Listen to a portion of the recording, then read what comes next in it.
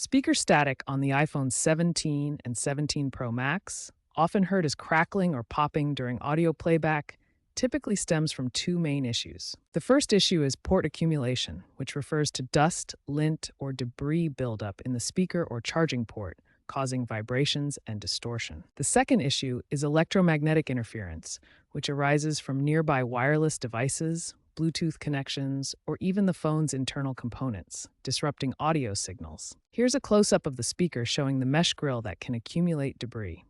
First, let's clean the ports. To clean ports, use a soft bristled brush or compressed air to gently remove any debris.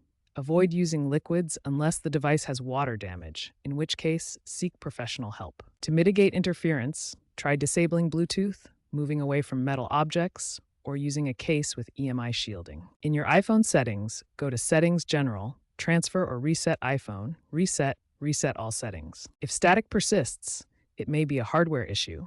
Contact Apple support or an authorized service center for diagnostics and repair. Apple also released a silent recall for select iPhone 17 Pro Max units with faulty speaker grills.